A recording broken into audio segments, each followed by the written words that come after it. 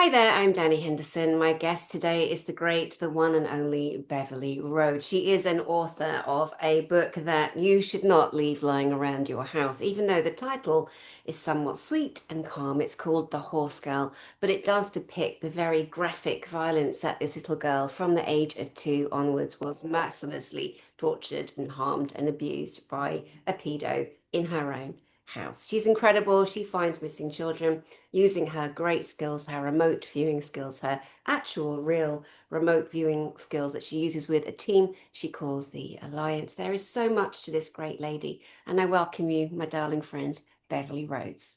Oh, thank you, Danny. Always so wonderful to be with you and share your amazing energy. Because, yeah, you're also a great lady too. Well, thank you kindly, ma'am. We were just sitting here for the last half an hour yabbering and catching up because I haven't seen you since the last Galactic Spiritual Informers connection, which was just 3 weeks ago, where we obviously saw so many amazing spacecraft, and you lot were at the view on the sixth floor. Oh my God, your voices. What's that girl's name? Oh my gosh, the American girl. What's her name? Oh, it's Dee. Yeah, Dee. So yeah, she's got a 50-acre voice. Hilarious. She's hilarious. She's like, well, we're looking at a friggin' spaceship. And then you can hear Tia Bean, like, look, look, there's another one. And it's hilarious. It's so great. And it's on the footage. It's all the way through the footage. And oh my gosh. Yeah, so you guys were on the sixth floor balcony of the View Hotel, looking directly over where I'd said to everyone the craft are coming. And it's so great. I feel so proud. And we've taken our time, as I was telling you, we've got these beautiful videos ready now where we've just waited to get everyone's photographs, testimonies, videos in to prove that I said on this day, at this time, at this very location, we are going to see a fleet of spacecraft, and we jolly well did. And that's amazing. That's amazing. So now we're looking obviously at the TV morning TV shows, and we'll see, the Daily Mail, the Sun, and if they ignore, I'll do a broadcast that says Daily Mail failed to recognize UFO flyover. The Sun Good for you. fails to. You got to do that. You got to show them what Sure. is they got to stopping disclosure. Everybody has to. They have to stop getting in the way and blocking it. For what? Why is it being blocked? Not on my watch, honey boo boo. Not on my watch. Anyway, talking of watches and what we see and what we view, watches. You were talking earlier about your trip to Egypt. Let's go there. Let's start with Egypt because, guys, we're going to get into vampires, what this little girl saw as a little girl, going around to houses with people actually drinking the red stuff. We are going to go to some places. So, Beverly Rhodes, let's start in Egypt, my love. Yeah, so we went to Egypt. Oh, and I will say it's gonna get a bit dark. So if you're squeamish, and if you think you don't want to hear, then just you skip that bit and have the rest. When we start talking about our friends, the vamps, then it's gonna get a bit hairy. But anyway, Egypt.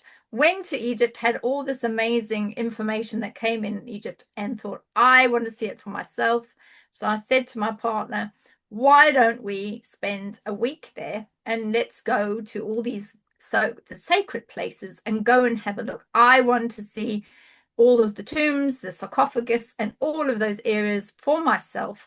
I want to feel it, touch it, manipulate the energies, put my hands in the frequencies. I wanted to do all that myself. So we did exactly that. And we were very blessed. We managed to get a special deal and looked out over the pyramids, the three pyramids, saw them from my balcony, which was great.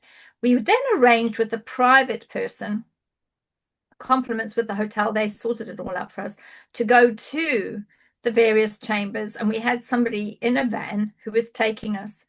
We went climbed up all those thousands of stairs, and I just was remember thinking, how many more stairs have we got to go up?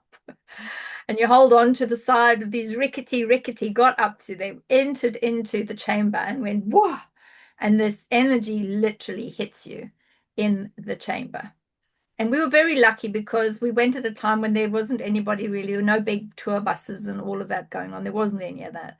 And our chap in his broken English said, take your time, have a look at whatever you want. We had torches and lights and things, and we were looking. I specifically wanted to look at the side of the sarcophagus because I was looking for either scratched in emblems or an area where somebody might have left a frequency map or might have left a frequency energy print around the edges. So my partner was looking at other areas on the walls and looking for other things, and our guide was standing in the corner.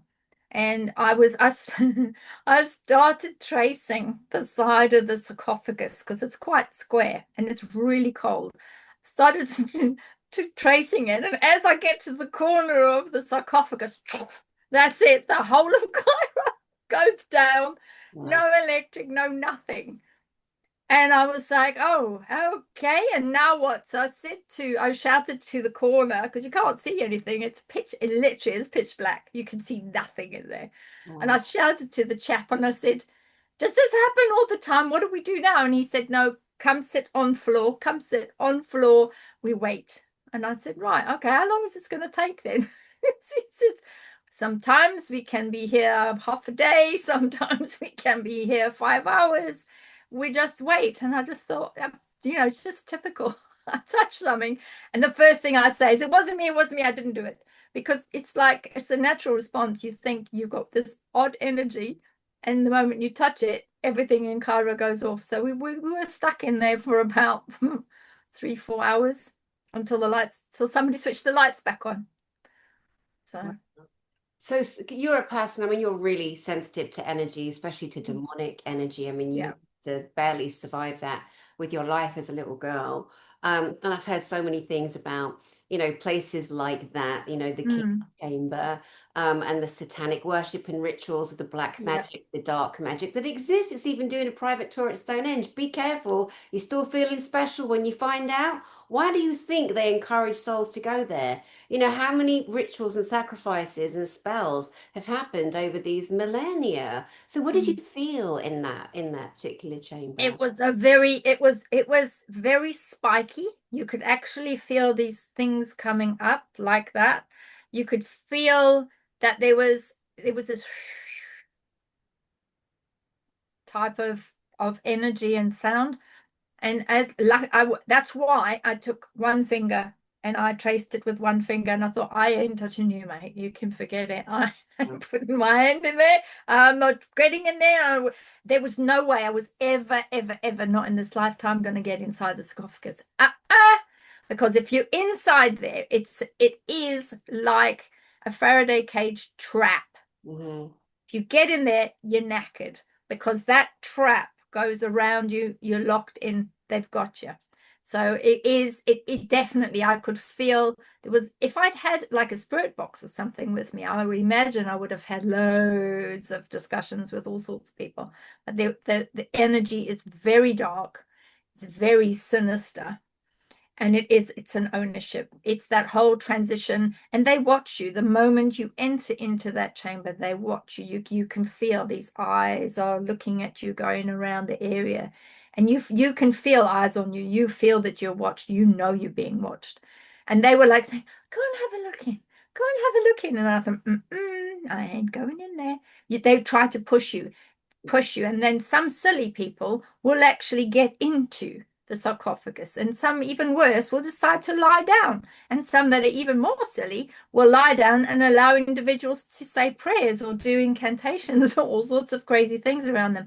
Then that's it, you fragmented. That is the fragmentation. That is part of what it was made for. The capstone, or the piece that would have been on the top, would have been for the delicacies, shall we say, the delicacies that we know individuals utilize as part of that ritual, that would have been on the top of that. So that is all, that energy is still there in that area.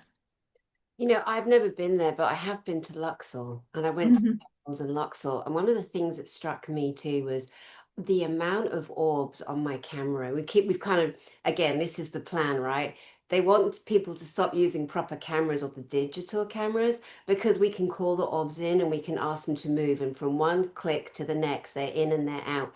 I was amazed at the energy I felt around the temple of Karnak, the temple of Falai. But I remember one particular event in the Valley of the Kings. Um, right to the left of me was Tutankhamun.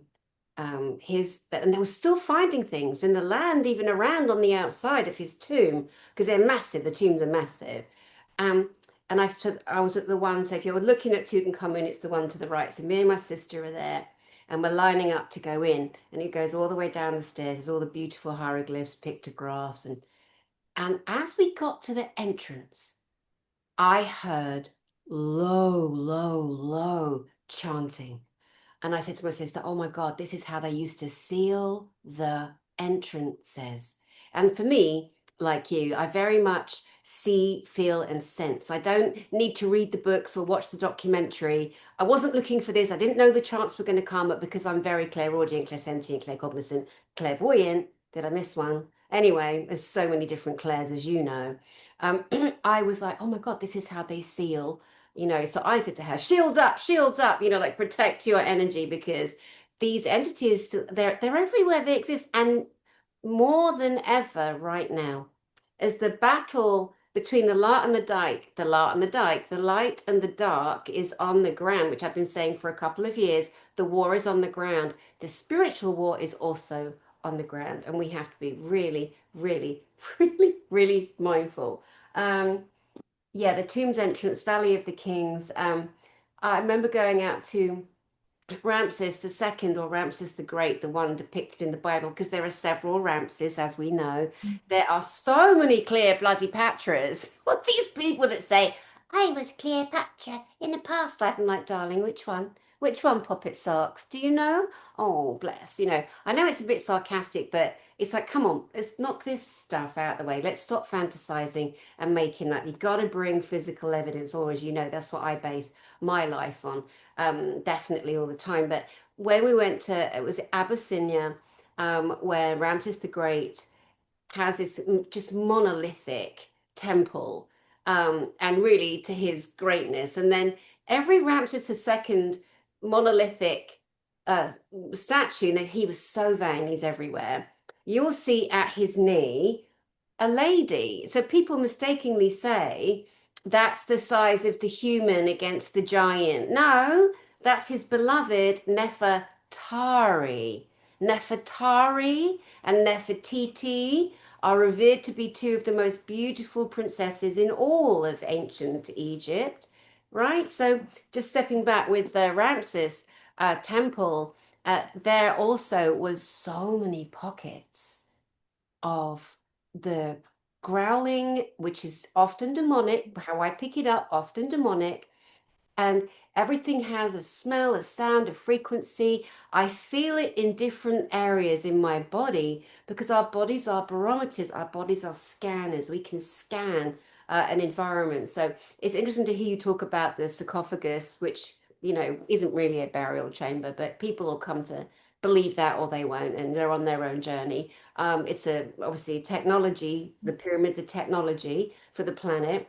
And they've done things since and during that are very much not good for the beautiful human, the sweet human. So, anyway, how does this ancient magic rituals lead us into vampirism, vampires, and what you witnessed and were made to do as a little girl, my love?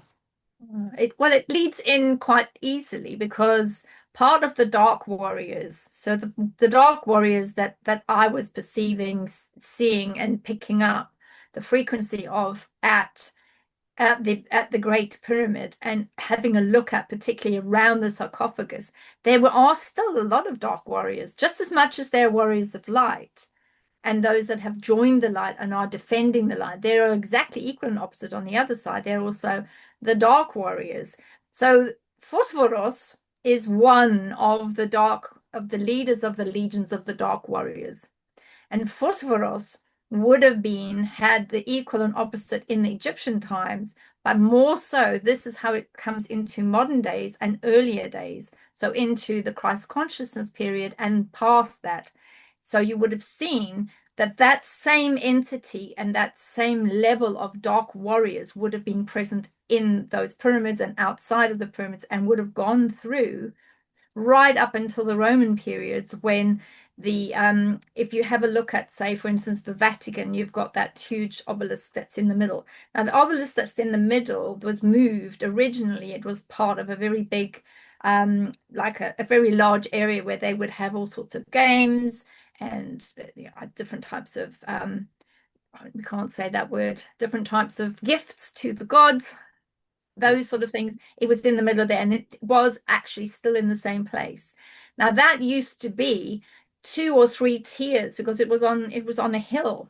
And those particular hill areas, the dark warriors used to utilize that area for offerings.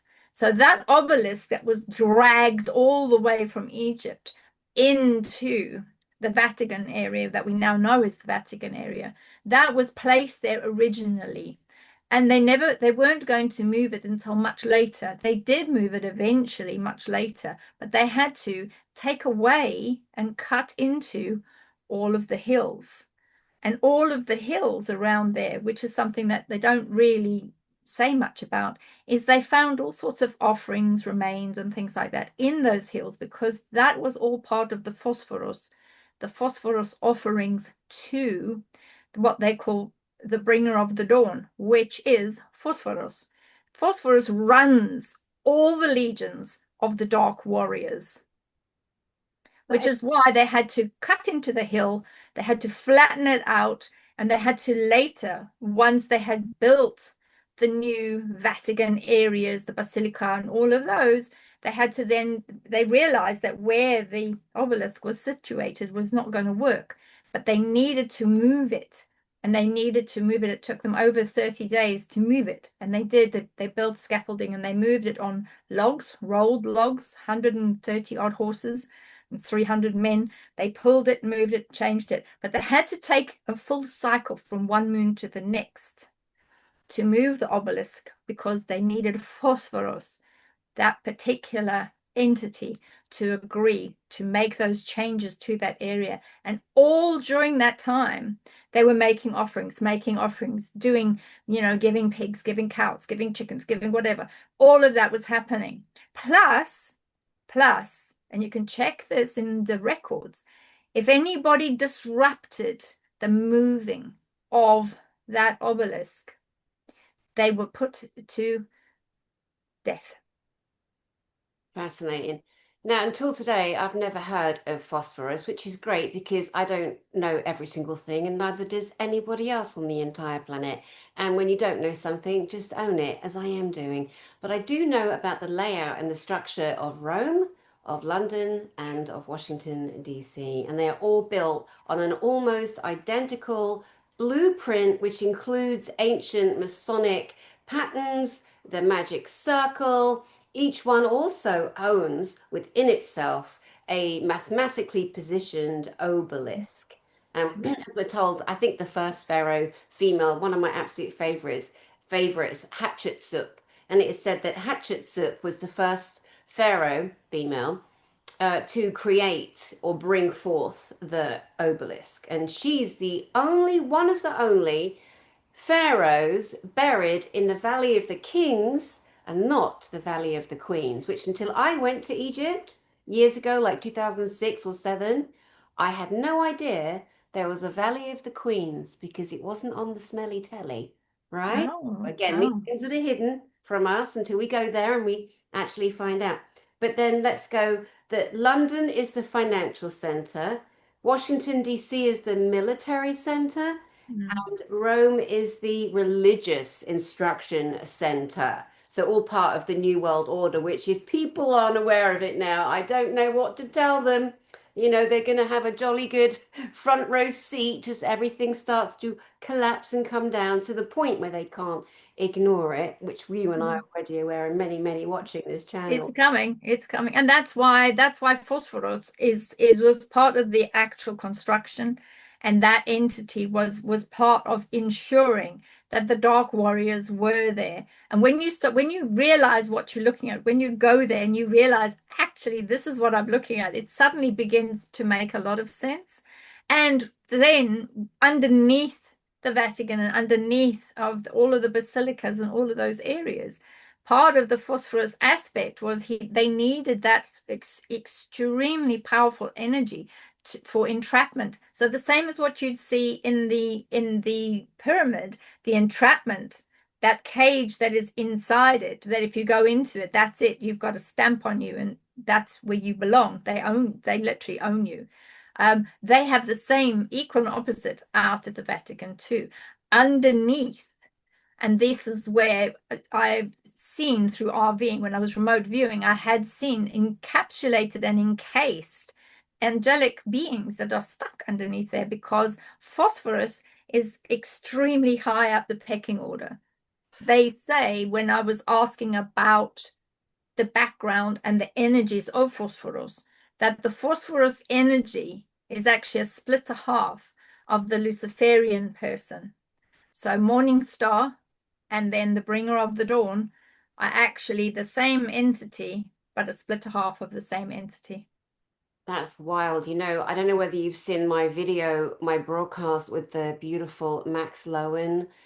She's an American woman who was trafficked by Illuminati cabal, high satanic bloodline Mm. underneath the Vatican. Oh, underneath this, she probably would have seen a lot of it Seen it then. With all. the, She's seen it oh, all. The dear. cages, the Yep, everything yep. that happens, the young girls hung on crosses while animals are ended in front of them that are also hung on crosses. Like, this information is out. It's real. I will believe Max Lowen over any pope, vicar, shirt-lifting bishop, any male or female ever that doesn't believe the young children that have barely survived with their lives in Yes. 2025 and have lived to bring these entities to their knees and down.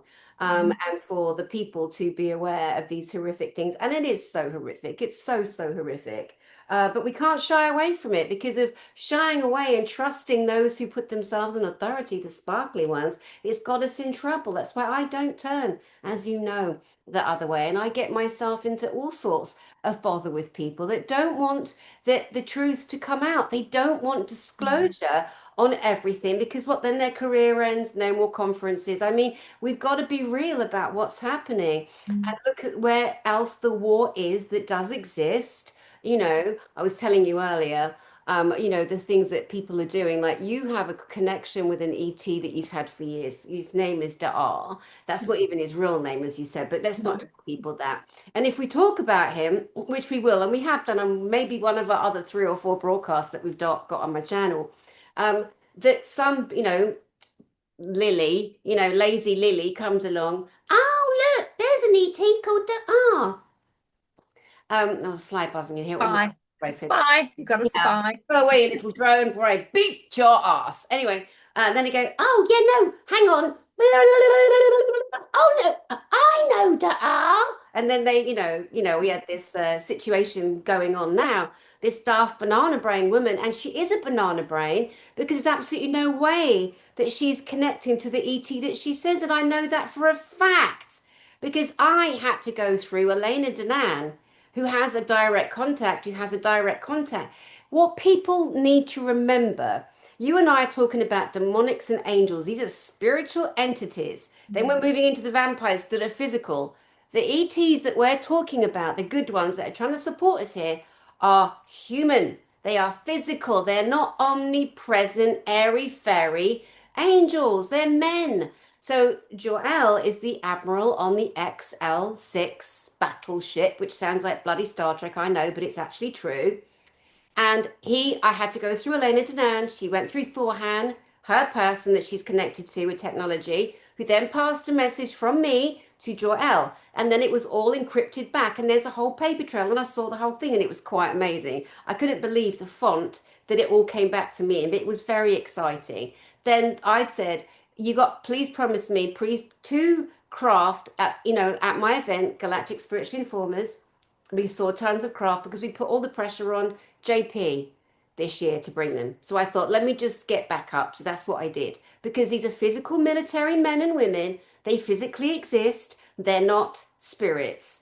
Anyway, so I know this, so I will speak to it and I'll protect my friend as well, Elena Danan. These are her contact. So this banana brain woman's coming out with this pretend channeling to draw out. He's got better things to do, love, than channel through your body. Who and what are you talking to, actually? Well, she doesn't know because it's all a fantasy.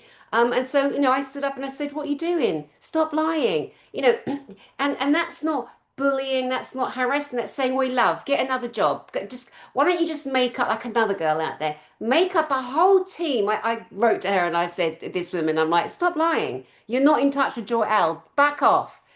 Because it's destroying disclosure. It makes it ridiculous. It looks ridiculous. And there's no way anyone owns disclosure. Just don't lie about it. So I wrote and I said something like, "Here, I heard there's a being called Winky Dinky. He's looking for a bit of fame. Why don't you astrally project to him?" Right? It's ridiculous. But Yeah. people, they cannot handle the truth. And I do speak Mhm. the truth and I am direct. And this is who I am. Take it or leave it. If you don't want to watch me, piss off. Go watch something else that someone's making up out there. But I'm going to stand for truth and justice. And as you and I are doing, you've had so many experiences, physical and real. You've called so many people out. You've brought light to things that are Yeah. so dark, and God love you for it. And again, you have witnessed legions, Yeah. high principalities of demonics, Mm. and you were also in the realm of vampirism as a child. Are we ready It to? was, yes, it is. And that's, people often ask me how is it possible that with all the horrific things that you've seen and know of and was forced to watch, how is it possible that you survived and why didn't they just take you and why didn't they just kill you? And they've tried often, but the light and what I believed in, and I would say to them, and I would almost say to them, I believe in light, I believe in source, I believe in a Lord that's greater than us. If you want to do that, fine. You go ahead and you do that. I used to be frozen to the spot because that's I freeze. I'm one of those, with PTSD. You've got the 4 different types. Mine is freezing. I used to freeze with these big, big, big eyes and just freeze to the spot. But I would never let them enforce aspects to me. And when they used to come near me, they used to they used to fizzle and go into dust. So they tried for 9 years. They tried for 9 years and they still couldn't get it right. And that's why they used to give me the horrible jobs. So I was a cleaner. I used to have to clean up after events where they used to have the hunt of children and the hunt.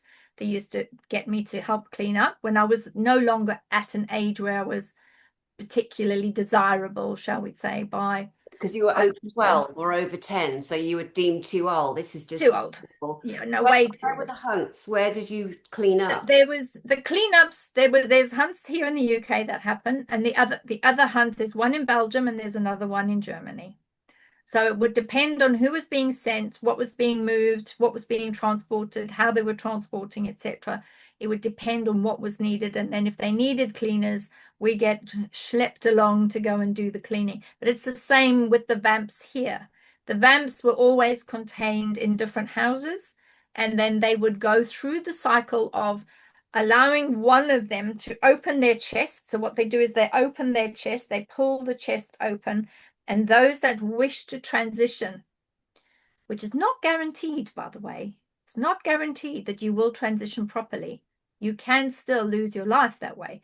They would then go to that, the incantations would be happening. There would be the red stuff in the bath. There would be all of that happening. They would then lick and drink from this area around the chest area of one that is already successfully transitioned and has been utilizing energy from other people. This is what would happen. And a male creates females, a female creates males. It's not the other. You can't have a male creating males because it doesn't work with that, with the energy transference, and because the type of change that has to take place, the metamorphosis across the person, it is at it's beyond a DNA level. It's almost like it's like if you had to have a little bug that would get into your system, that bug would then take over your whole system within that period. So within the 1 year. It's like a virus, which I know we can't say. So that's how it works. So we would then have to feed them because they're new. They are busy transitioning. They take a year, but in that year, we used to have to feed them once a month was our slot. So my handler and I would go to the house that they were being held not held in, but helped in order to transition. We would then go and wait. We would take our little lunch box, and because there was no food, so there was no tea, no coffee, no sandwiches, no nothing, not a scrap of real food in that house at all. Pitch black, curtains closed, blinds down, and in some cases they would even have like a blanket on the front and the inside, a blanket closing off the windows, and certainly around the doors as well. They'd have either newspapers or they'd have a towel rolled up so that the light couldn't come under the door. Let us in. I would then take my dollies and then I'd play with the dollies on the front, which was a bowed sort of window, and watch the window. He would then go through. He would take the ladies, because the ones we only went and looked after the men. We never looked after any women. He would take the women. The women volunteers. They had actively volunteered to be fed upon, actively. Not taken, not kidnapped, not nothing, actively volunteered to be fed upon. So he would then say to me, when everything was getting ready, he would say, go in the kitchen, get our tea out. We'd have a flask of tea, we'd have our little box, and I'd sit at the formica table and open what I could, open the lunch. I couldn't always open the screw cap of the where we had our little flask. I couldn't always get it open because it was too tight for me to open. So I'd leave that. I had my little plastic cup, and I'd have my sandwiches ready. The door was always closed, but then you could hear them doing the licking sound, because they lick the neck first, which is an anesthetic, and it causes the neck and all of this to go to sleep. So it's like it completely deadens that entire area like an anesthetic. And then they would be ready for them to start their feeding. And then my handler, would come into the kitchen. He'd open up our little flask, pour out our tea. We'd have our tea. And by the time the tea and our sandwiches were finished, then that was more or less enough time for him to go back into the room, check to see if the ones we were looking after had been fed sufficiently, check that the ladies who were now by that time sitting on the floor going, oh, totally out of it, really out of it, stupidly out of it. They'd sit there, professing undying love to this thing that had just bitten them. And then pack everything up, put the cling film and everything back in the box, and take everything out. I'd hold that and have the flask underneath my arm, and I'd walk through, and I'd see every month. I'd see the different ones, and you could only have the one that you brought three or 4 weeks ago. You couldn't bring them again for another 2 months or so. You had to circulate the volunteers. You couldn't have somebody coming that week and then coming the following month again. It wasn't possible. They'd have to come 2 months later. I don't know what the reason was for that, but that's how it was. And Probably then we'd generate leave. more pints of blood in the body to. I suppose so. I Didn't mean, taste good. Yeah. And then I walk through, and the smell and the flies, you have no idea how much that smell was. It literally, you would want to hurl. And what he would say to me, he would say, we used to have either Vicks or we used to have like a camphor cream. And he used to put a stripe down my nose and a bit underneath there, because I would just hurl, and because my sandwich would come up and I'd make a mess. So you used to get really annoyed. So he used to say, put your cream on, put your cream on. And then, or if I didn't put enough, then he'd grab me and say, come, put this on. We haven't got time. We've got to go. So I would start walking. He would grab the two ladies, go down to the car. He'd pop them in the car, and then that would be it. And this is what we would do, you know, and we would do this every month, our slot.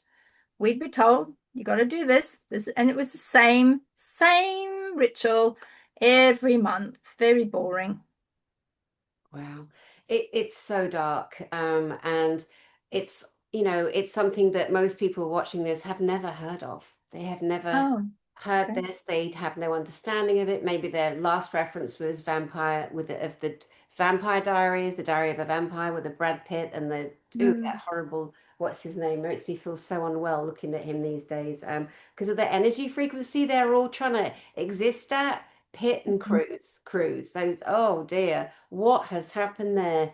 Anyway, let's not go into that too much. It's just a energy frequency visual It thing is. as well, and you can Mm. almost hear it. But those that don't have that kind of awareness won't know what I'm talking about, and that's all right. Let's go back to um, more darkness, everyone out there, just a bit more of a warning. Let's share, as we're on this subject, inside of that hideous house, that very dark house. Please, can you share the bath ritual? What was in the bath? How did it get filled? What is that? The bath ritual is the transition, because it takes a year. It's not something that happens immediately, and there is that sacred point of acceptance where the individual would agree that this is what they wanted, and they would agree that they would go through the cathedral of pain, which is a type of level of pain that these individuals that have decided and agreed to allow themselves to become a vampire person, they have to agree to progress through the cathedral of pain and allow themselves to accept everything that goes with it. And that includes any type of sadistic activity.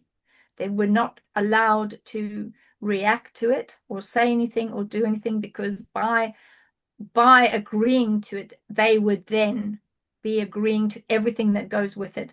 So the bath is usually created, filled with the normal red stuff, which is then taken from individual children and others that are smaller, that are hung on meat hooks above the bath and then emptied of their life force. But that is a very specific event that is created to enable a full birthing of a demon. So you get those two types. You get one that are created, which are those that you have a child that is utilized as a plinth, and then various things happen to them while they are bound, hands and foot.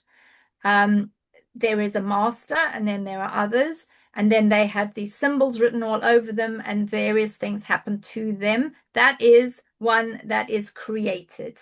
So that's a created one. The one I'm talking about is one that is birthed. Big difference. They are brought through into a soul of a newborn at time of conception, which is what the bath is for.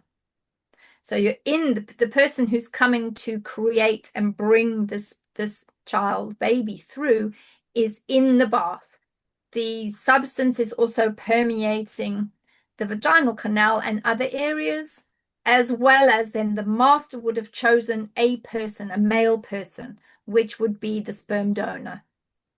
The sperm donor then waits until the time is perfectly right, and then the woman is the receptacle of the sperm donor. And during that time, all the way around the bath, happens the chanting, the aspects, and the new vampires that are busy being created, as well as the lichen. The lichen are they're the ones that basically they're the doorkeepers. So you'll have two lichen that'll be at the doors.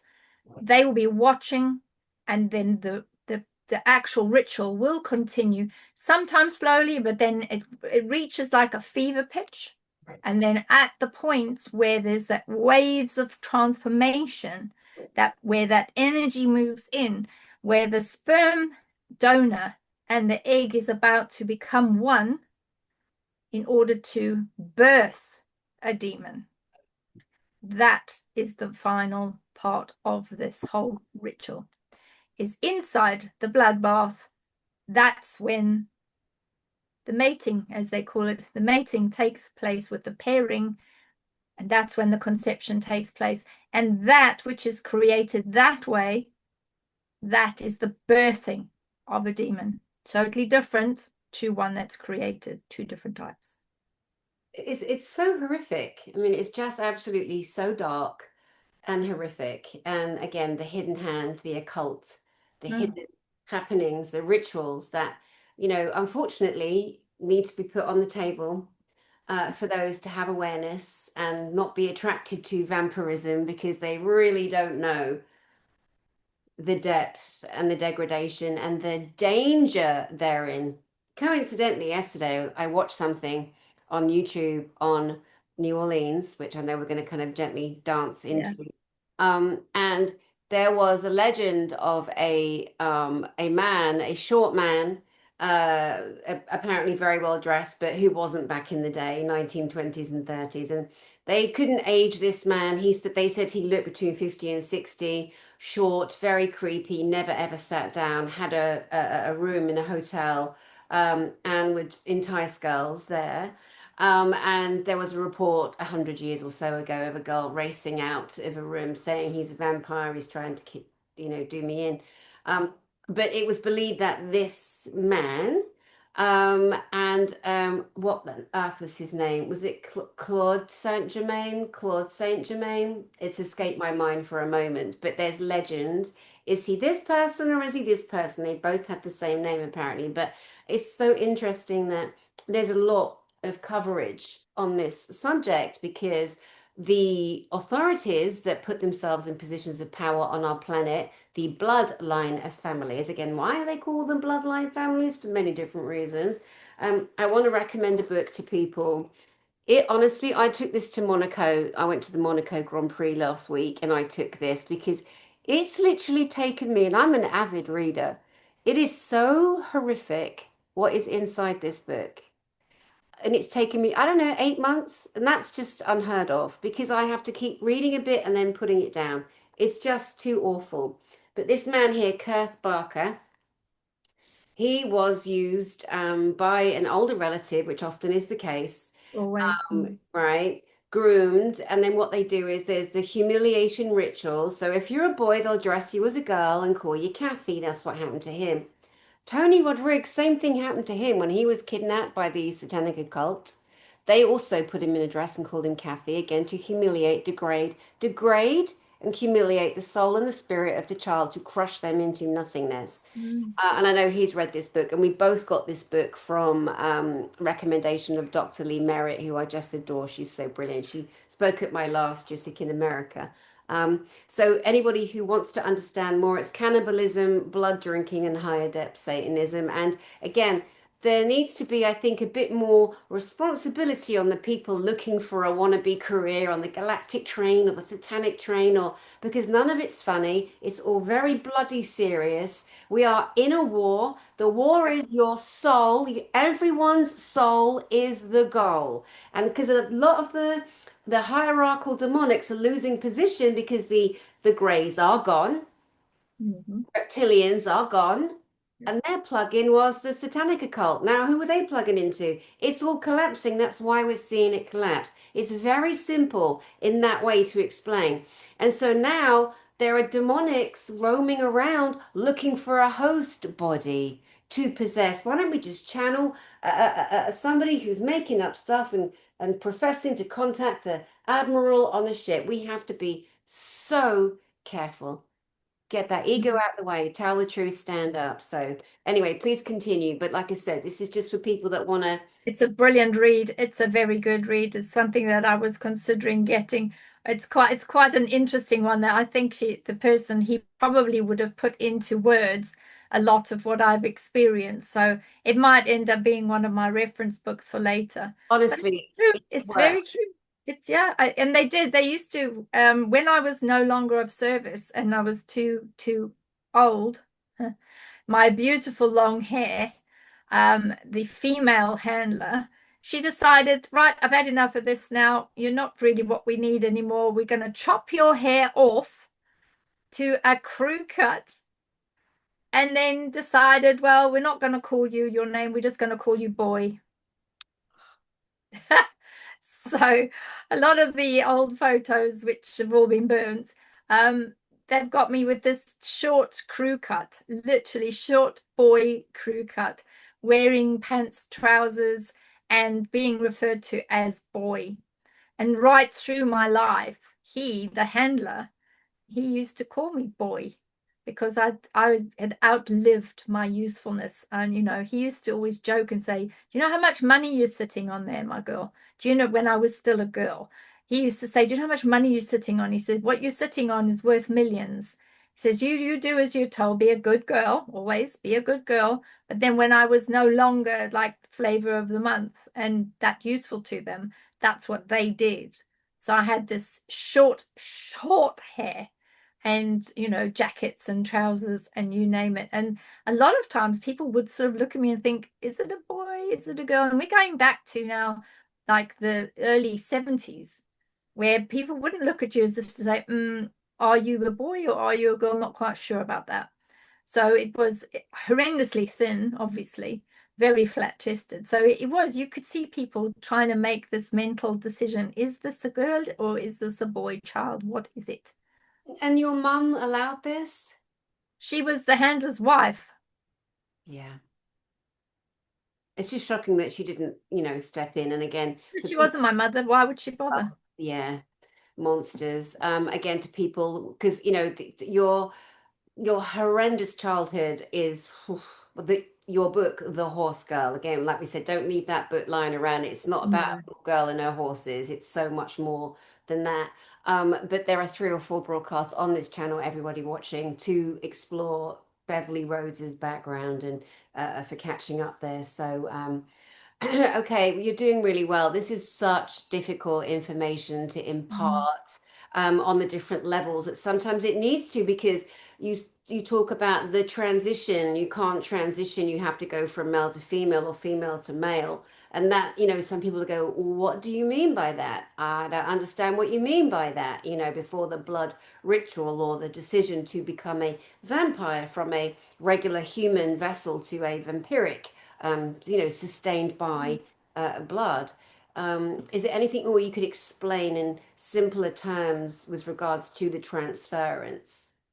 Well, the transference is there. There comes a point where there is that sacred acknowledgement where the master, whoever it is that's going to be turning the person, will demand a final decision from the person. So this is why it is not, it takes a year. So during this, you're going to be going through all this, you're going to go through a lot of pain. Oh boy, pain like you've never experienced in your life before. We would get there with their food, their takeaway. We would get there with their takeaway, and they would be writhing and moving around and writhing and crying and screaming and biting into pillows and just finding anything they could, scratching on and clawing on sides of furniture because they were in so much pain. And then when the food would arrive, that's why I had to stay away, because the handler, would take one of the females, one of the other females, to give as the food, the takeaway. They would then have to be restrained to stop them from pouncing because they were so hungry. They were in so much pain that they had no food, and it was literally they were screwing themselves up inside. So I would wait, and then I'd have to be sent to the kitchen. So once they got these people in a point where they were now sitting quietly on a chair, the person was ready, they had done their licking and they'd prepped the area, which was then anesthetic. Then they would start the feeding. But then sometimes others would get a little bit too boisterous and they'd want to just take and take and take and take and take and take. You can't take all of it. You have to stop at a point. So he would have to come out and he would have to stop them. Or whoever was their maker, the master would say, no, no more. And it would get quite violent. And I would sit there in the kitchen and say, I think to myself, oh, somebody's been in trouble. There's a problem out there. And I would just sit there eating with big eyes, eating my sandwich, listening to this going on through the door and think, okay, hopefully everything is all right. And then we can go out, and then it would have been under control. So I never saw the fights. I heard them, but I never saw them.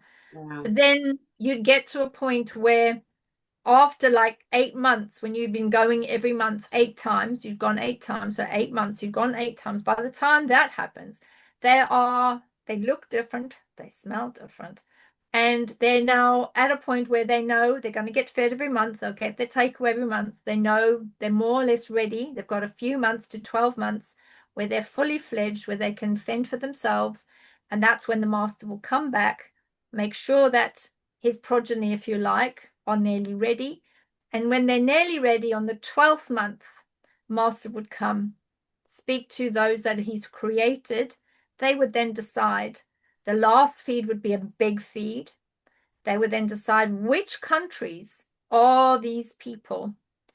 In my case, the ones I'd seen, there was only three, just three. That was it. And those three would then decide where they went to.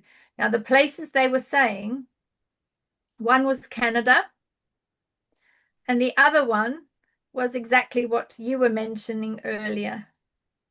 So you had this beautiful area that they had set aside. It began with a different letter, where it was like on the side on the French Quarter, because the chap that they decided that had turned, that was ready, he could speak French. He couldn't speak any of the other languages, but he could speak French. So the decision was that he would be given passage, that the master would pay for him to be taken across in a cargo vessel to one of the port entries in New Orleans. It was the same port that the coffin girls or the casket girls arrived in the early sort of 1700s, exactly the same place. And they had already, because it's a huge organization worldwide, these people, they all know each other. They know who has created who, they do. And what's worse, which really later in my life I thought about and I thought, oh, that's really annoying. They will know who their carers were. Ugh. So not only did I have to deal with 9 years, but then I had to deal with the years that I was looking after the creation of these things. They would know me by smell. Great. So that means I've got this target on me. You can't do anything to her.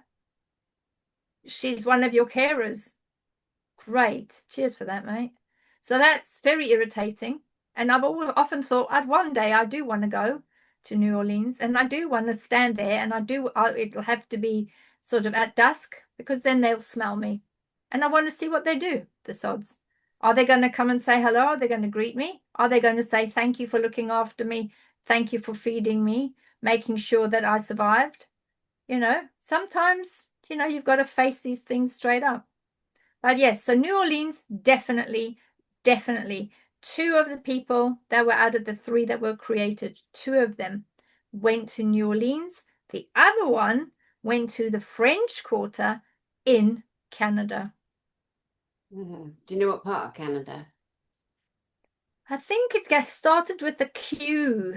Could be Quebec or Quebec. something like that. Began with a Q. Quebec, yeah. Something like that. French Yeah. speaking part of Canada. Amazing, amazing. Interesting, the French connection there, isn't it, with the New Orleans and I think it's probably because some of the original ones that had come to England and that were doing had chosen people or agreed to turn people, because they have to agree that they're going to have their followers or their own legion, because it's the same as phosphorus.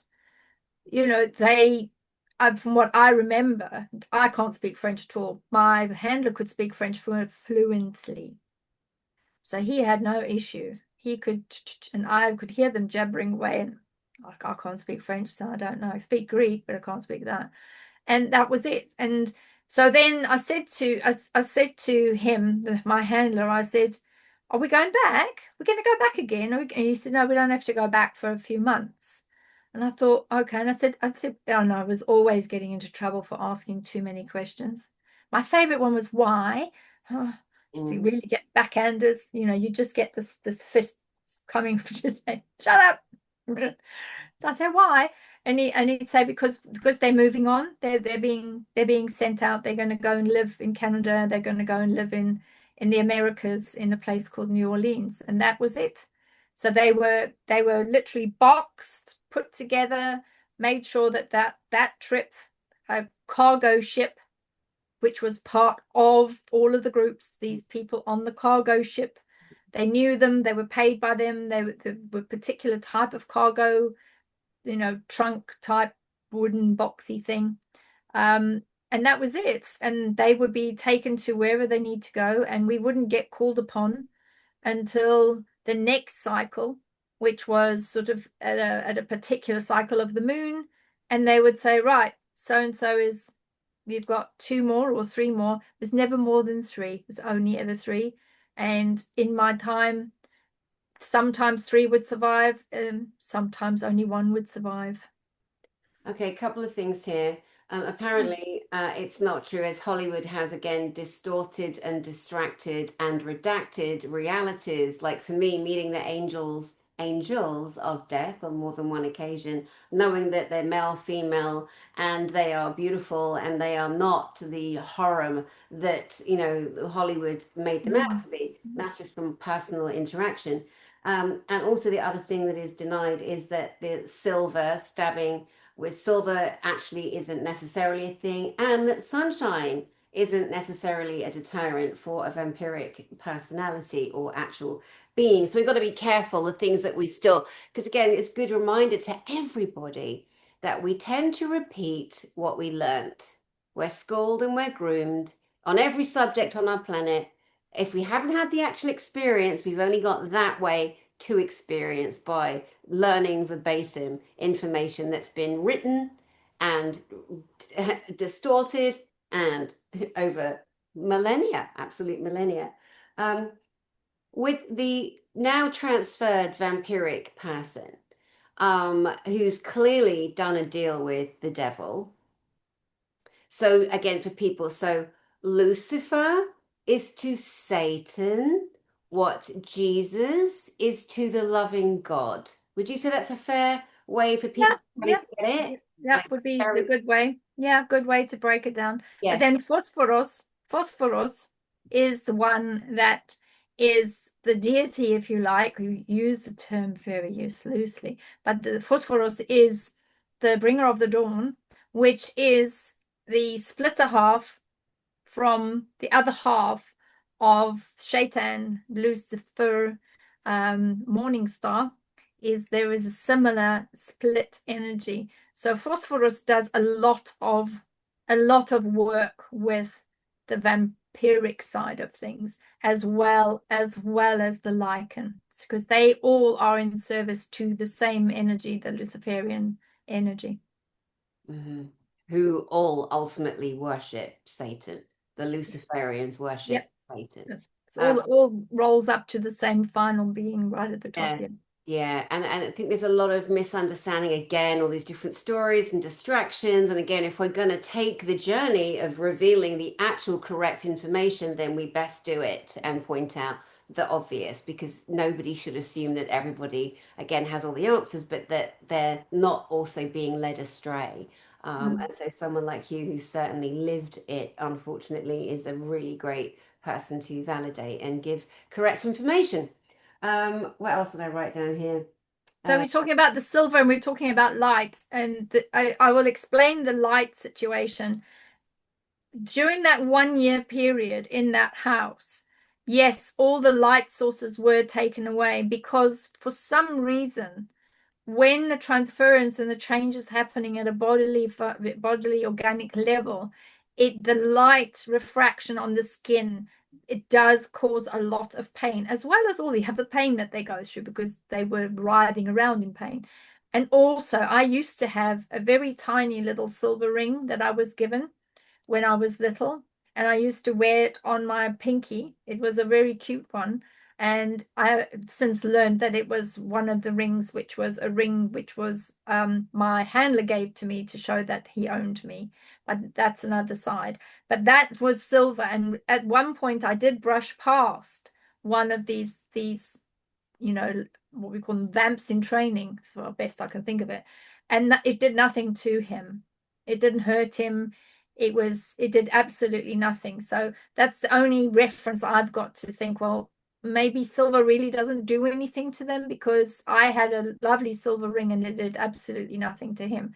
But I think that once they came out of their period of that 1 year, once they were fully fledged, the transition had happened, and they were now fully fledged, that their body excuse me, was fully aligned to their new self.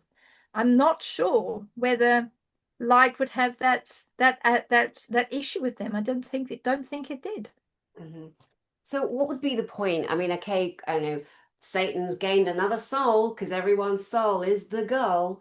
I'm not mocking it, of course. There's nothing funny about it whatsoever. But it's just a good little mantra to remember when we're kidding ourselves that we're again communicating to whoever, and we're actually communicating to the legions of demonics that are out there everywhere, mimicking each other and themselves.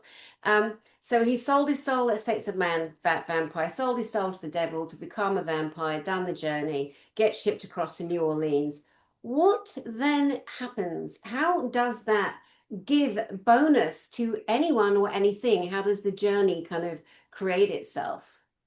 What I understood was, after my many, many questions constantly driving everyone mad, what about this? What about that? What I understand is that because it's a very closed environment and all the masters know everybody else, they all know who belongs to them, who doesn't, because they smell different. It's a bit like a herd, or a bit like, a pack of wolves. They all know which wolf belongs to what. Same thing. What they do is, as you rightly say, the soul is the goal. When they get to their new country, they don't have feeders like me. They don't have carers like us that are going to deliver individuals to their door to say, there we go, these two ladies, knock yourself out, here's your takeaway. They would have to fend for themselves, sadly, and they would need to draw them in. So they can glimmer, that's a fact. They can glimmer, because I've seen them do that. They can glimmer, and that they do that in order to be able to change the mind and see whether it's possible that this person can be a food source. So explain glimmer. Glimmer is where they send off a particular smell and energy and frequency that is a type of frequency that will flutter and cause you to become confused. You will get confused. You won't be able to think clearly. You'll be a bit sort of groggy. It'll feel like you've had way too many drinks or way too much champagne. It's that bubbly sort of funny feeling. That's the glimmering, which gives them the opportunity to say, "Are you available for me?" and start putting out these verbal cues, and then you will be open to them. So that's as far as a glimmer goes. They can't jump into your mind, but they can create a confusion. If you were a bat, you would be all over the place, because what they're sending out, that energy is so, that frequency is so different, you can't deal with it. Wow, that's just absolutely, it's just mind blowing. It's so mind blowing. You've been through so many other like horrors and true horrors, like the worst horror films you could imagine or couldn't imagine. You've pretty much, Mhm. endured. And you're such a beautiful person. You have the loveliest energy, and you are so positive and smiley and as beautiful in real life as you are on Oh, screen. thank you. You're very kind to me. Well, it's true, my love. It's all true. And I'm just kind of in awe of you and what you have lived. And tell us a bit about this new book that is coming Yes. out and what it kind of entails and the name, etc. Well, the new book, I decided to take all of the documents and all of the diaries and everything out of the when I turned 60 a few years ago. I thought, well, there's no point in having all of those diaries sitting up there in the loft. Let's face it, they're just, they're just going to get chucked out. So what I did was I started to type everything up and write everything up because it's all dated and what have you. And it goes back 60 years. So it goes back to obviously when I was 3 or when I was 2 or whatever, I didn't write anything, but I've got, information about the house I was living in, where we were staying, what was next door, what the aunties and uncles and everybody else was doing. So that those bits, if you like, they're all in like a funny tin can thing, really. Not great at all, just a tin can thing. So all of that, I thought I can't just leave all of that and just let it go to waste. So what I've done, over the past years, I've now religiously been typing everything up. I've had people, lovely people, offering to take, 3, 4, 5, 6 diaries and type them up. And Azria was helping with typing it up as well. She was like, "Oh my goodness, look at all this!" So she did that, a couple of years ago.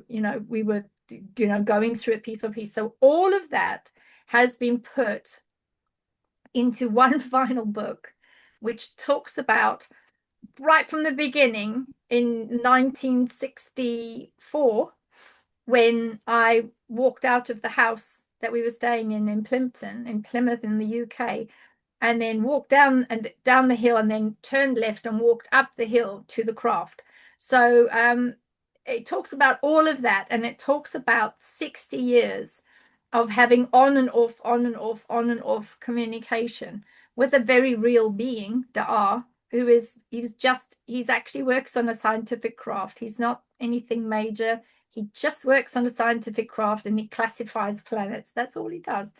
But he does things like there was a group of us in 1964 where all these children were together and he was teaching us about the earth, he was teaching us other planets, where we all come from, etc., and playing with us because we were all little. And it talks right from there all the way through, literally, to current day, to when I was 60 a few years ago, which is the where I've sort of cut the book off. And all of that is in there. So it's the three sets of 20 years in return cycles that I had. All of that's in there. What I saw, what I remember, and more importantly, the person that I remember seeing on the auction area, who I've since met in this lifetime. And when we first met, he looked at me and I looked at him and he said, "I know you from somewhere. Where do I know you from?" And lots of memories started coming back. And I said, "Oh boy, I think this is what it is." I said, "But I'm going to say what I see. But I think we need to say it at the same time because I don't want to influence you and you mustn't influence me." Young lad, he's a young lad. Um, he's like, well, for me, he's young, he's in his 40s. So yeah, and we've since kept in touch and we've been talking about things we both remember. Do you remember that? Have you seen that? Did you see this? Did you see that? Yeah. So he's in there as well. So, for all of that is in the book because I didn't want to lose all that information because it was, we do get older, we do. And life has a way of dealing all sorts of health blows and things, and I wanted to get it down in paper, done and dusted, so that it's something that will survive when I'm long gone. People can refer back to that. Bless you. You mentioned the 320 and back. And for those that don't know, that is a secret space program, although not so secret because people like me and many others are coming out and talking about it, and sharing their experiences. And this is something that the governments and militaries on our planet have been doing for decades, Yeah. stealing, kidnapping, taking people against their will, using time warp machinery, time warp technology. So you're taken, you grow up for 20 years somewhere else, like Tony Rodriguez, our mutual friend did, and you're put back in your body at the moment and the time that you were taken. And that's such a stretch for people. It's such a mind stretch for people. And I get it. I understand it. How would you describe the bending of time, that kind of technology, if you were being asked as you are right now? It's a kind of a strange one. Usually they ask you before you're due to go back to your own initial time, they ask you whether you are happy to stay for another 20 years.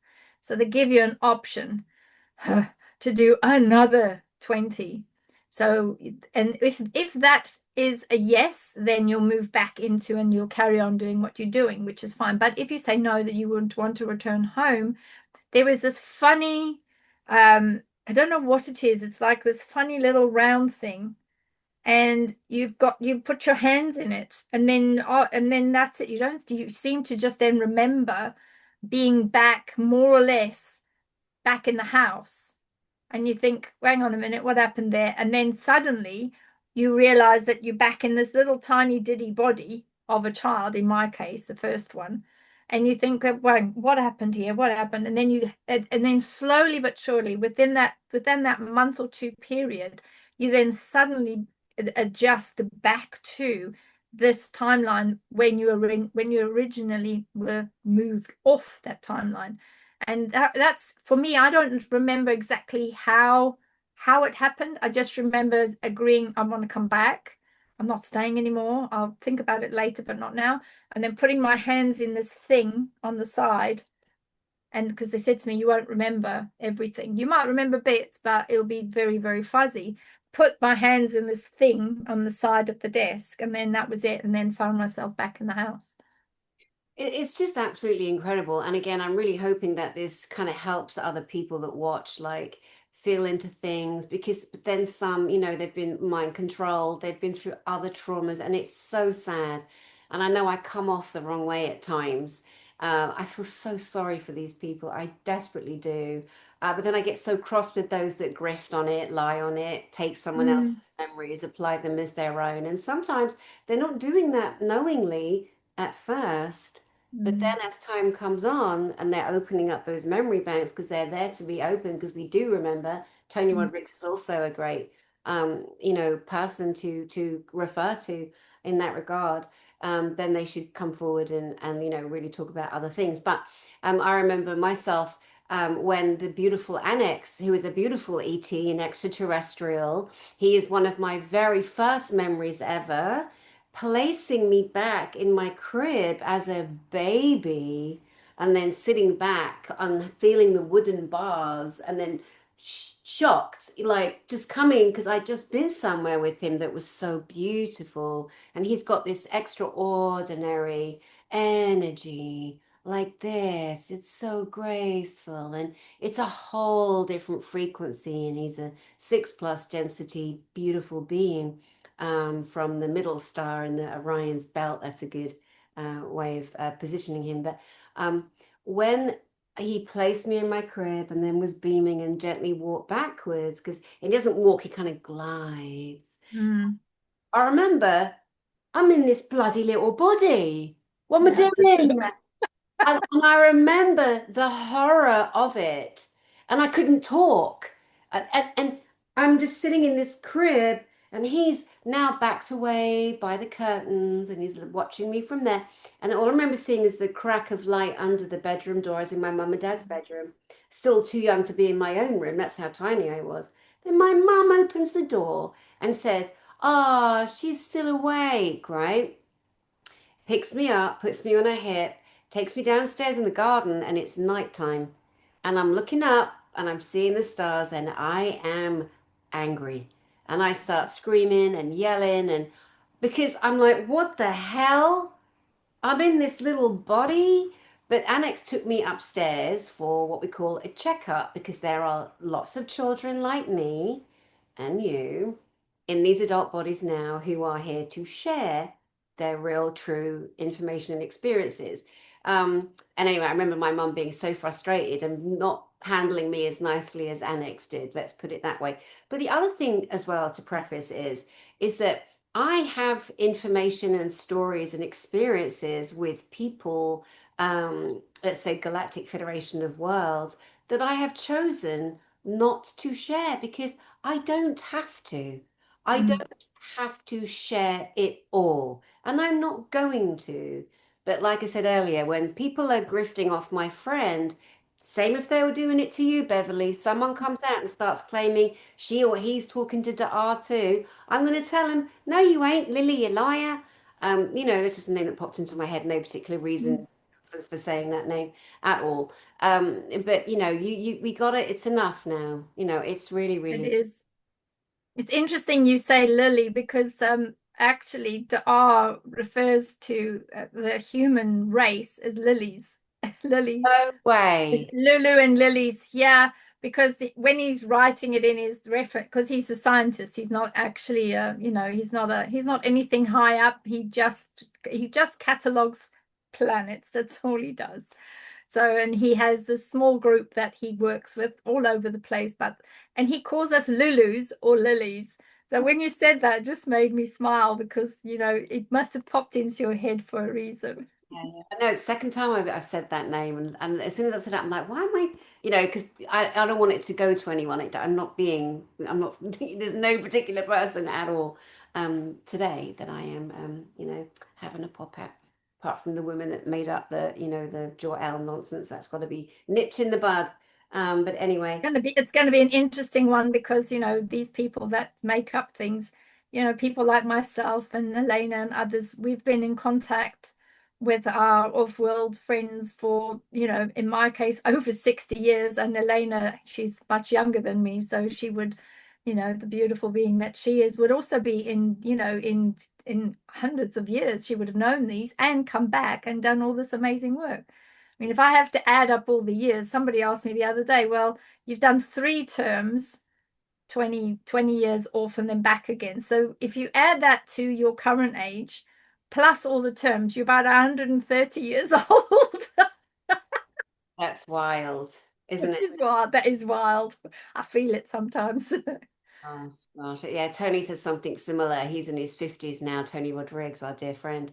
And he is a he worked out he would be, touching on the way to 80, something like that for the years that he was also taken. And it's great. He's really in his own power. And it is a lovely photograph. I was trying to get everyone up to your seat because again, one of the things that people may not know about, can I share the accident? Yes, yeah, you go ahead. That's fine. I can always put this on hold and edit, but so unfortunately, ladles and jelly beans, this beautiful lady, like she hadn't already gone through enough trauma and horror from being a baby to an adult, was in the London bombing, July 7th, 2005. Yeah. And you 20 years this year. Can you believe it? 20 years.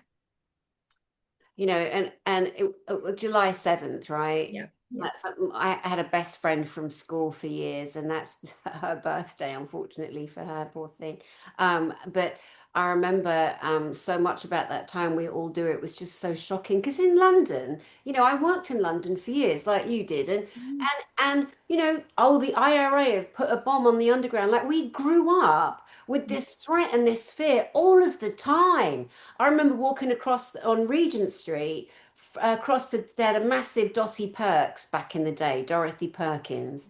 And I remember we used to call it Dottie Perks, walking from Dottie Perks across the street to, I don't know, Phoenix, I don't remember what store I was going to, and then feeling the road shake, people screaming, and a bloody bomb had just gone off where I was.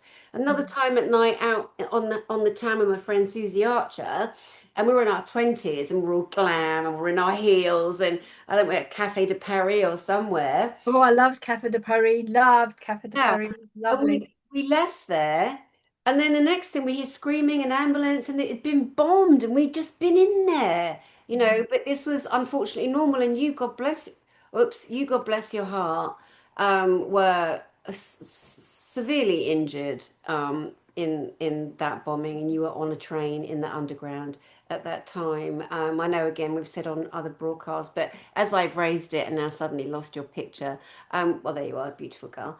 Would you like to share a little of?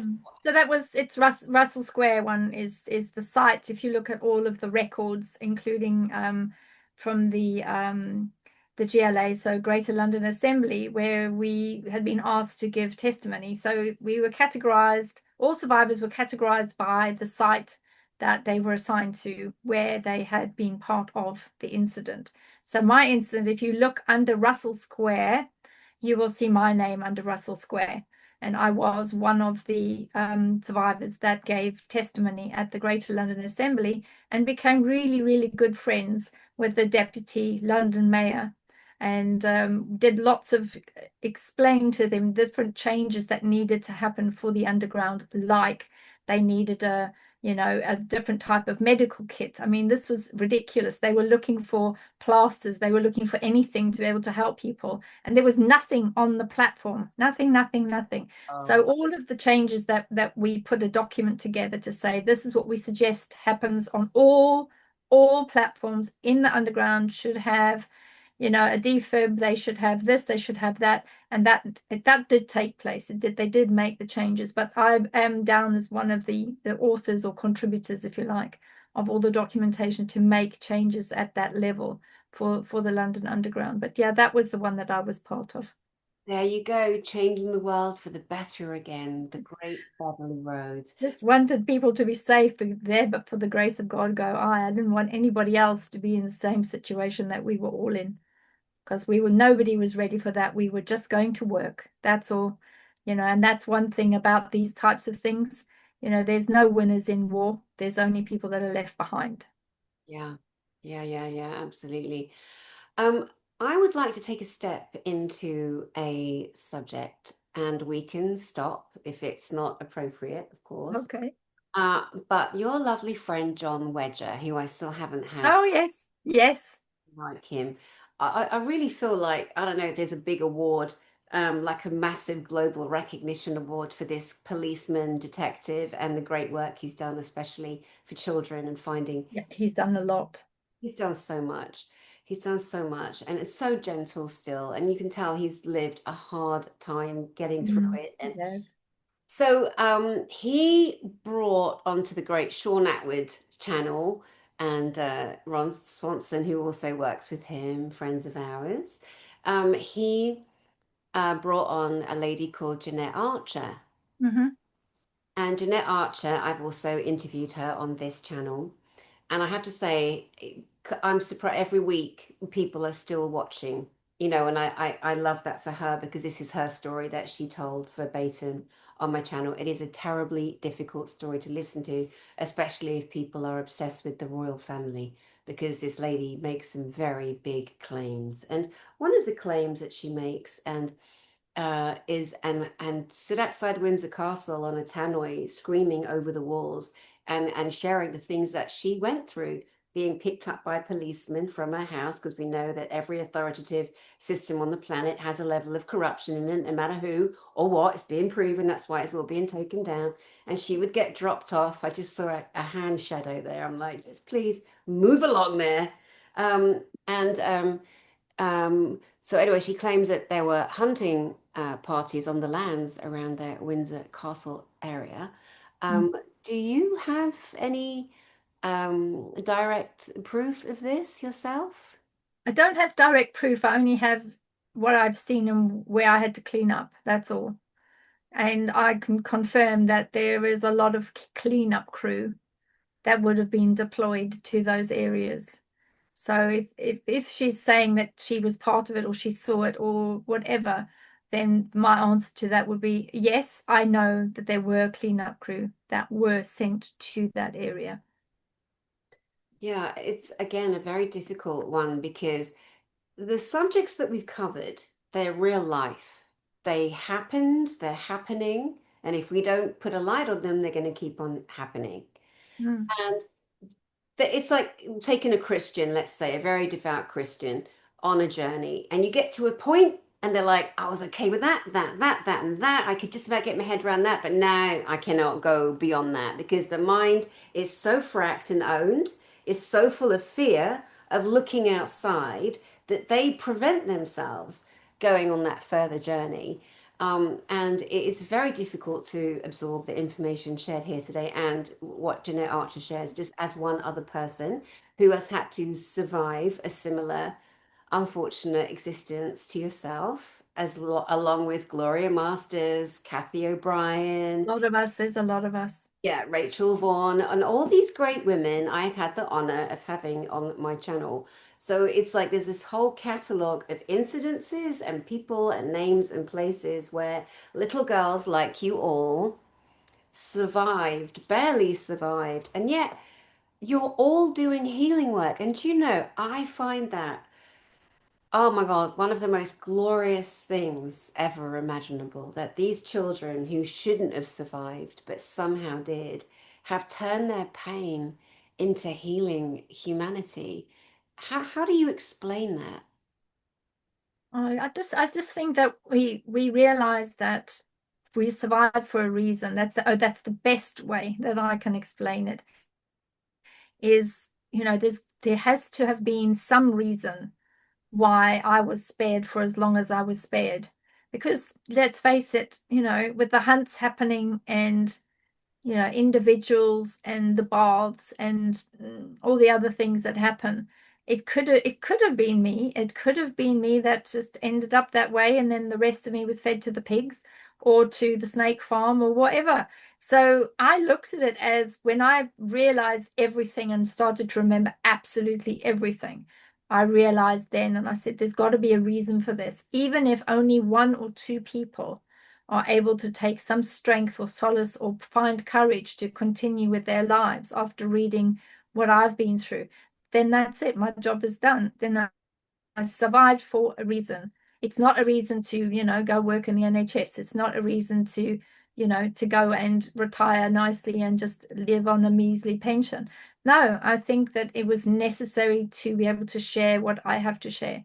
And when I looked at sort of the soul plan and the path, and when the soul plan numbers were worked out for me, the person that was working it all out for me, Tia, she basically said, my goodness, you've got a 9-9 and it's communication you've got to share, get the message out there so that others can benefit. That is the path. So I thought, oh well, so at least I'm doing the right thing. That must be what it is I'm meant to be doing, because to suffer in silence and to be suffering in the darkness, that just gives them more power.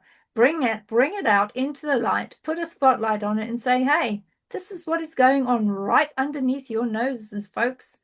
And this is what we've got to start realizing. Don't let them win. Start standing up, because if we do all stand together, we can make a difference. Absolutely, absolutely. That's so beautifully said. So beautifully said. Well, you know, gosh, we've been going for over an hour here, but you and I, whenever we get together, there's always hours and hours of things that we've experienced, that we know we have knowledge on, etc., and that is, there to be shared. And like I said, your voice is definitely one that is lovingly received by so many different people out there. Like truly, truly. And it's even in your tone of voice, and you can hear, the kind of the cascade, the healing harmonies in someone, and somebody who survived so much. Did you tell us the name of your book that's coming out and when it's coming? Oh, yeah. Well, it's a working title at the moment. I think it'll say this probably. I think it's called Next Level Disclosure, Earth School. And that's come about because after 60 years of transmissions and being told stuff, um, I had to think of, well, how on earth am I going to pull all that together? And, one thing that always comes forward is every soul that comes here is learning. It's a journey, it's learning, and this is where you come to educate your soul and to move to the next levels. So that's why I thought, Earth is like a school. And then I thought, well, it is a disclosure type of book-ish, sort of. So I thought, well, if I put that, and then it is the next level disclosure, and then I'll just put the two together. So at the moment, it's Next Level Disclosure, Earth School. Brilliant. And then you were mentioning the conference that you're speaking at to do the book launch. Oh, for next year, yes, that's in February 2022, and that will be at the Conscious Life Expo, and that is at the LAX Hilton in Los Angeles. February 2022. Do you mean Sorry, February? 2026 Just next year. forgot 4 years, Beverly Rhodes. Where did you go? No, it's 2026. Sorry, my bad. Yeah, 2026. It's in February. So, and I think there's going to be a couple of really amazing people. There's a gentleman that has taken 8 years and has put together what is it, a musical sound frequency healing bath. He's going to be sort of demoing that as well, and there's going to be all sorts of other things. So yeah, but the book is going to be discussed there. It'll be made available, and that's where we kind of, it's going to be sort of the launch. It'll be available this year still before Christmas, but February is going to be like the official platform where I talk about it, and books will be there, all that sort of thing. Yeah, yeah, beautiful, beautiful. I love it. I love it. Let's come to final words for this particular broadcast, my love. What would you like to say to the beautiful audience on their journey right now? Yeah, on their journey, I think the most important thing really is during this difficult time, because there's been solar flares and all of these sort of waves of transformation, is lean into your own power.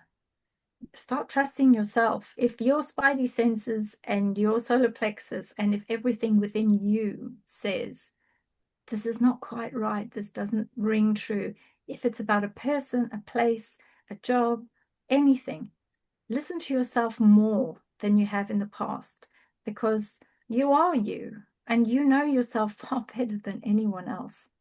And make sure that you listen, because that source, higher self, will speak to yourself to put you on the right path, which is what you could be doing right now. That's beautiful.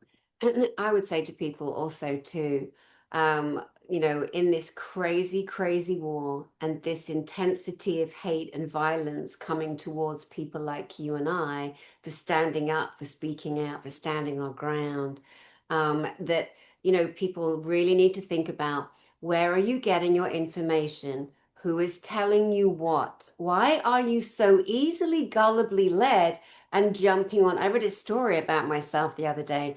Apparently, I broke up with some very hot guy who's some kind of a musician. Yeah, some guy, fake name. He called himself John Blake. I see you, boy, French ass. But anyway, he was saying that I've broken up for some famous singer, and that I'm like, is he hot? Like, is he still single? Like, show me a picture. And I'm like, it's just so ridiculous. And it was on Reddit. I'm like, I mean, I ain't got time. I ain't got time. All these people that just don't do anything but go on all the apps and sit and read all the gossip, and they're adding to it. And like, you little sado, get a life. Because we're not focusing on our healing if we're just focusing only on attacking. So disclosure is not an easy road, my love, as you know, but we got to focus on the healing in here. And God knows I still got work to do. I think Yeah, we both have. Yeah. that's right. Anyone that says, I don't have any attachments or entities, I'm not talking to demons, I'm not, I don't need to work on myself. Yeah, you most of all. Those claiming to be pure vessels. Yeah, I don't think so, honey. I also believe that the minute that we truly are done with the healing, that we let this vessel go and we just connect to the next train along. Uh, Looking forward to that. So looking forward to that. I can't wait. It's going to be great. But in the meantime, we carry on with our shields. We've joined the light, and we've joined the fight for the light, and that's the most important. Very well said. Beverly Rhodes, an honor as always. Thank you, my darling friend. Thank you so much, my dear friend Dani. And to you guys, thank you for watching. If you got triggered, that's a good thing. Do some work. Figure out why you're triggered. What's got you go? It isn't just me, although I do rattle people's demons. I don't do it on purpose. All I have to do is walk in a room and everyone's pissed off. Why does that happen to us? Well, some of us just do that, but I do mean it in love. I do. And I do hope that we all do the work and we do the right thing and all support the disclosure of our planet. My name is Dani Henderson. I do send you love from my heart to yours, and I will definitely see you all soon.